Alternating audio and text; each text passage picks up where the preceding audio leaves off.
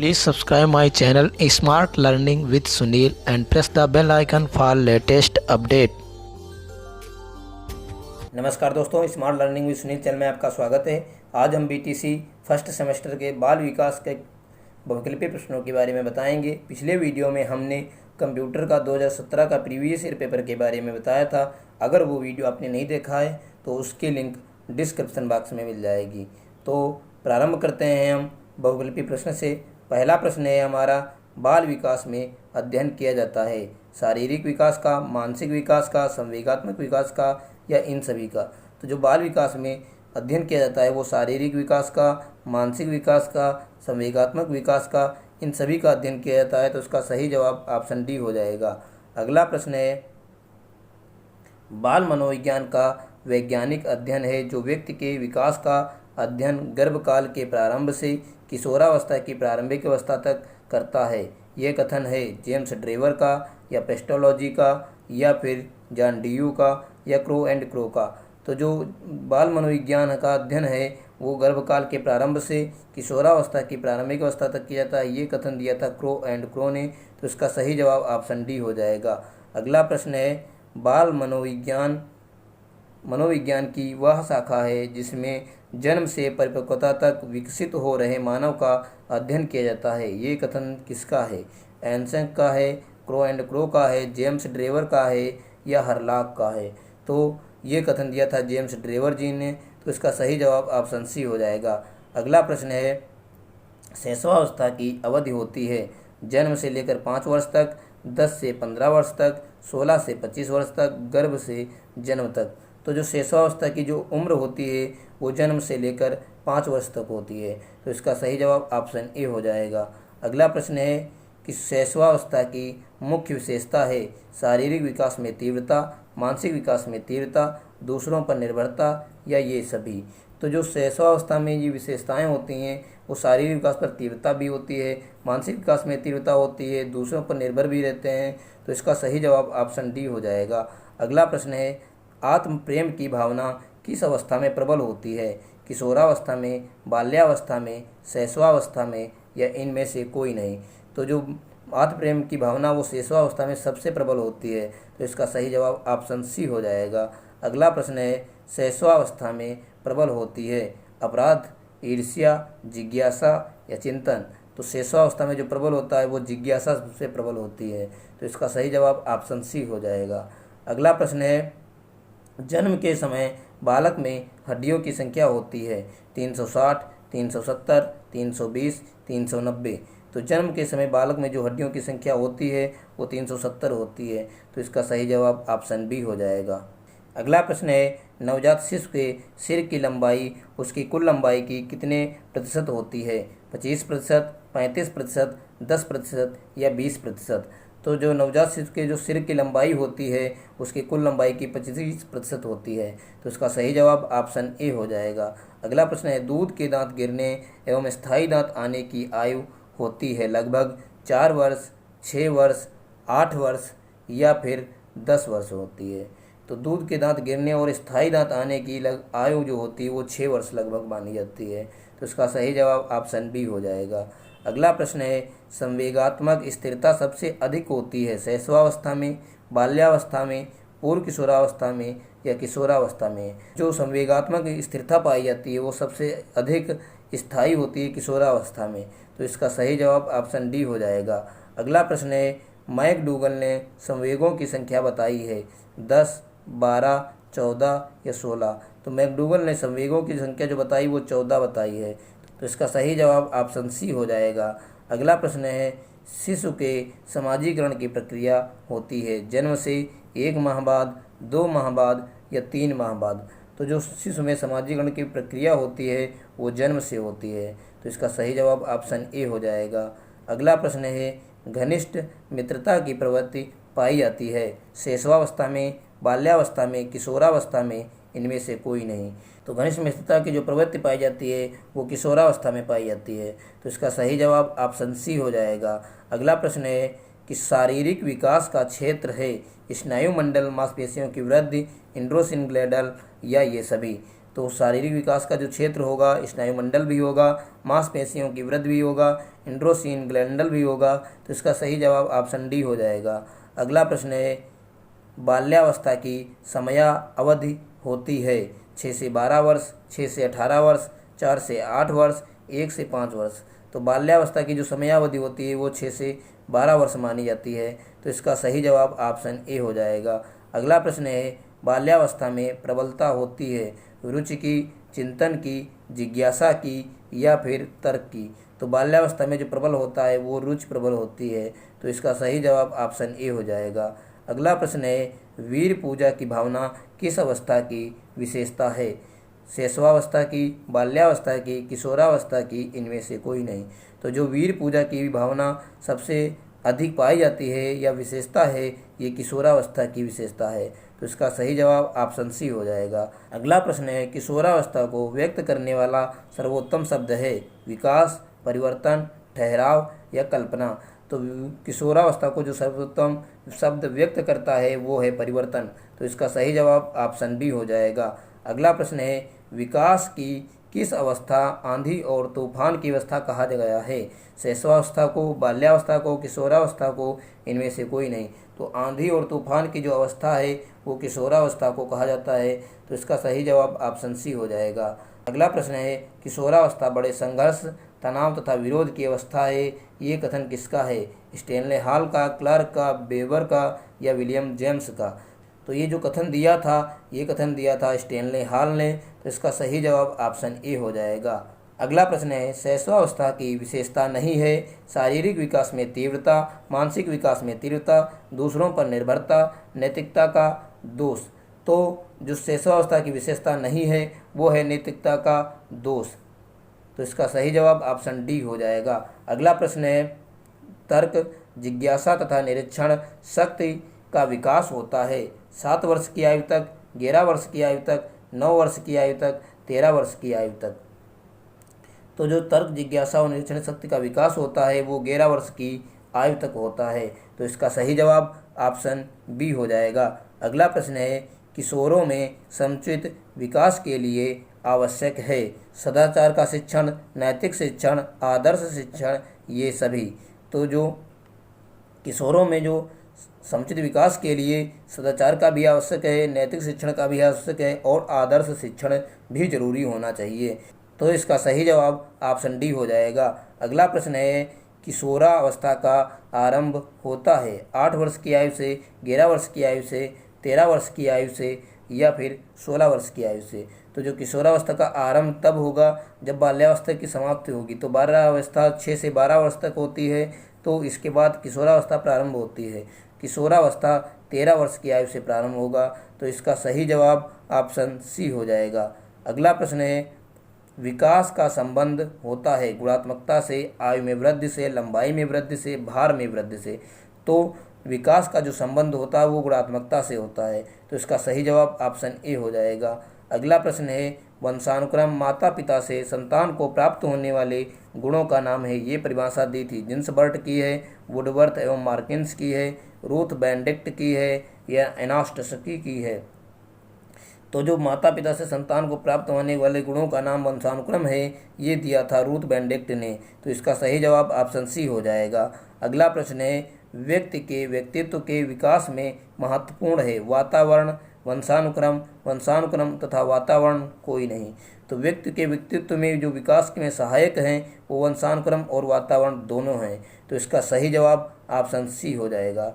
अगला प्रश्न है, निम्नलिखित में से कौन सा व्यक्तिगत विभिन्नता का कारण है? वंशानुक्रम, सामाजिक विभिन्नता, शिक्षण विधि या निर्देशन।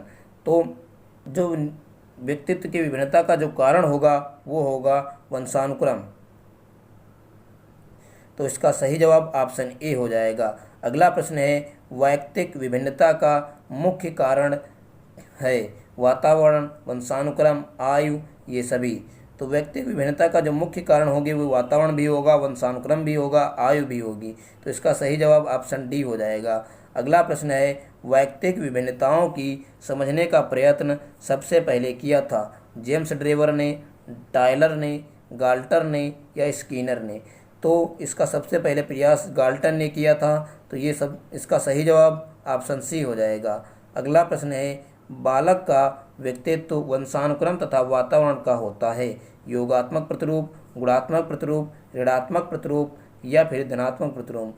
तो बालक का व्यक्तित्व वंशानुक्रम और वातावरण का गुणात्मक प्रतिरूप होता है। तो इसका सही जवाब ऑप्शन बी हो जाएगा। अगला प्रश्न है, व्यक्तित्व व्यक्ति के मनोदैहिक गुणों का वह गत्यात्मक संगठन है जो व्यक्ति के वातावरण के प्रति अपूर्ण समायोजन को निर्धारित करता है। यह परिभाषा किसके द्वारा दी गई थी? वारन के द्वारा, बिसेंज के द्वारा या मन के द्वारा या आलपोर्ट के द्वारा। तो ये परिभाषा जो है वो आलपोर्ट के द्वारा दी गई थी। तो इसका सही जवाब ऑप्शन डी हो जाएगा। अगला प्रश्न है, लैटिन भाषा के पर्सोना शब्द का अर्थ क्या है? व्यक्ति, व्यक्तिगत, मुखौटा या इनमें से कोई नहीं। तो जो पर्सोना शब्द का अर्थ है वो है मुखौटा। तो इसका सही जवाब ऑप्शन सी हो जाएगा। अगला प्रश्न है, मजबूत चौड़े कंधे एवं सीने तथा संतुलित शरीर वाले व्यक्ति क्रेसनर के किस वर्ग में आते हैं? एस्थेनिक्स, विकनिक्स, एथलेटिक्स, इनमें से कोई नहीं। तो जो ये चौड़े कंधे और सीने संतुलित शरीर वाले व्यक्ति जो हैं वो एथलेटिक्स में आते हैं। तो इसका सही जवाब ऑप्शन सी हो जाएगा।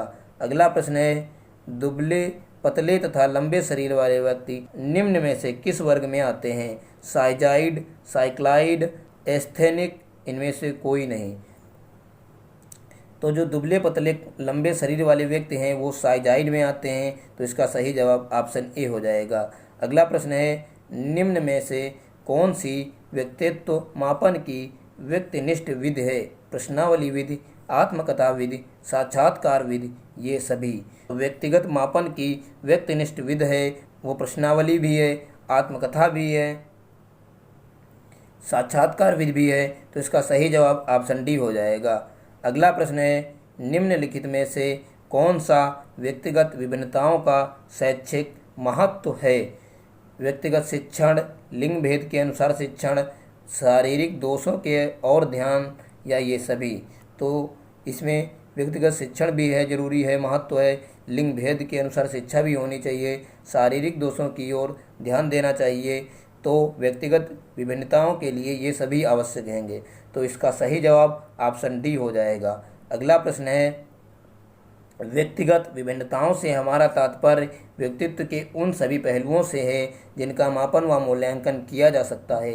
ये कथन किसका है? स्किनर का है, जेम्स ड्रेवर का है, टायलर का है या फिर इन सभी का है?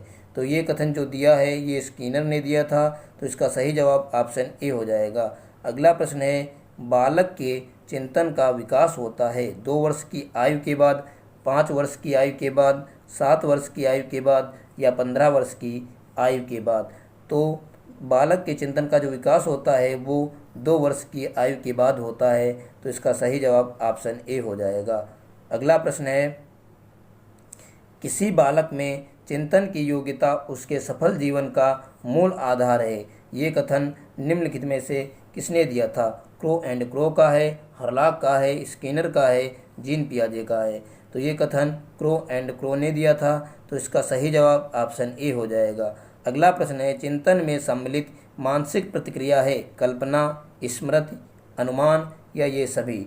तो जो चिंतन में जो सम्मिलित होंगी वो कल्पना भी शामिल होगी, स्मृति भी शामिल होगी, अनुमान भी शामिल होगा। तो इसका सही जवाब ऑप्शन डी हो जाएगा। अगला प्रश्न है, किसी बाधा पर विजय प्राप्त करने का एक तरीका ही चिंतन है।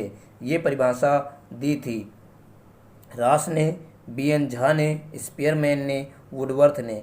तो जो ये परिभाषा दी थी वो दी थी स्पेयरमैन ने। तो इसका सही जवाब ऑप्शन सी हो जाएगा।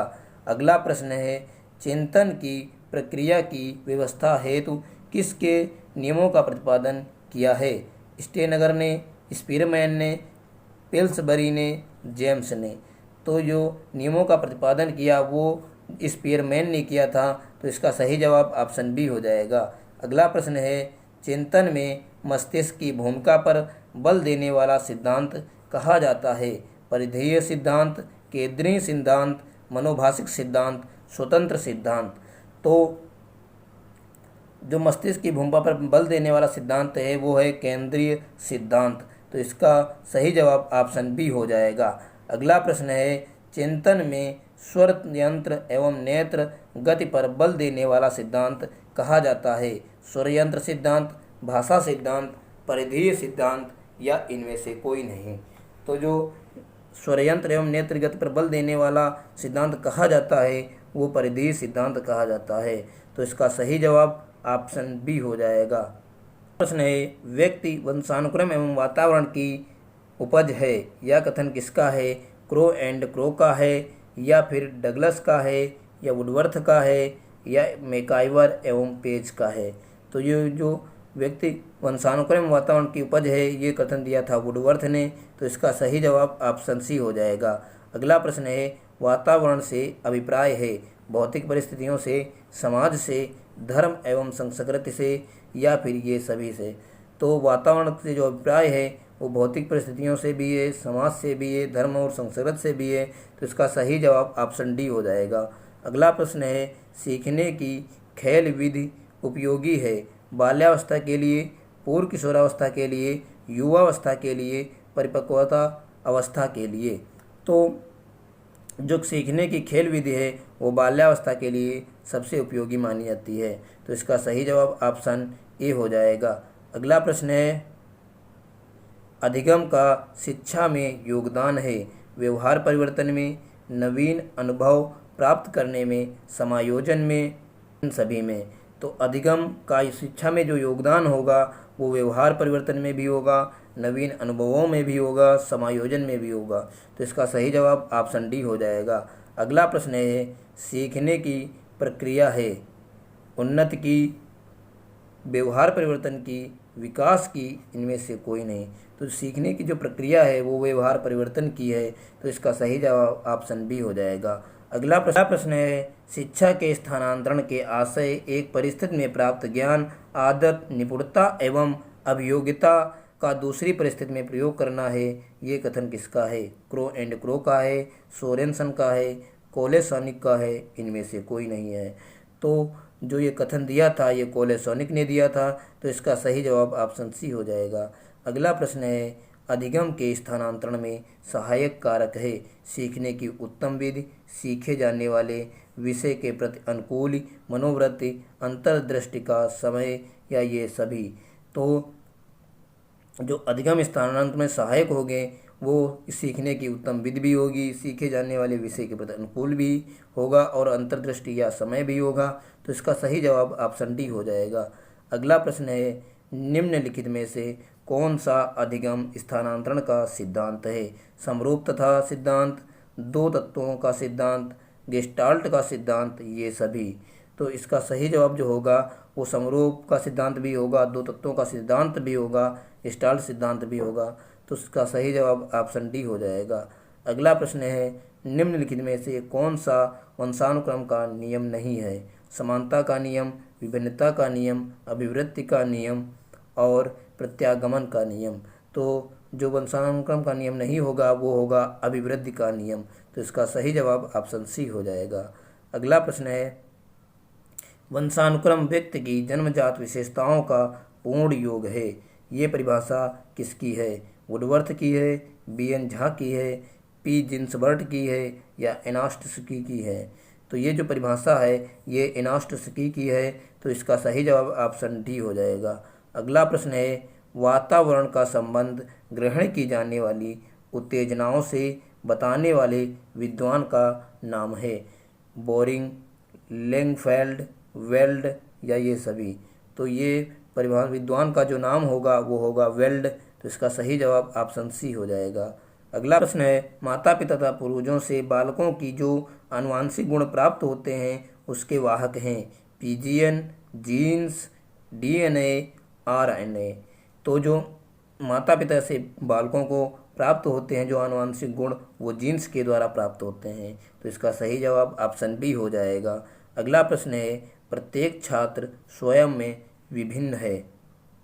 इस तथ्य का प्रमुख कारण आप क्या मानते हैं? भौतिक वातावरण, सामाजिक वातावरण, वंशानुक्रम, या ये सभी। तो जो प्रत्येक छात्र विभिन्न है एक दूसरे से, तो इसका कारण भौतिक कारण भी होगा, सामाजिक का वातावरण भी होगा, वंशानुक्रम भी होता है। तो इसका सही जवाब ऑप्शन डी हो जाएगा। तो इसी के साथ हमारे सभी प्रश्न समाप्त होते हैं। आज के वीडियो में इतना ही। अगर वीडियो पसंद आया है तो लाइक, सब्सक्राइब तथा शेयर करें और अगली नोटिफिकेशन प्राप्त करने के लिए बेल आइकन को दबाएं। ठीक है, तो मिलते हैं अगले वीडियो में। नमस्कार।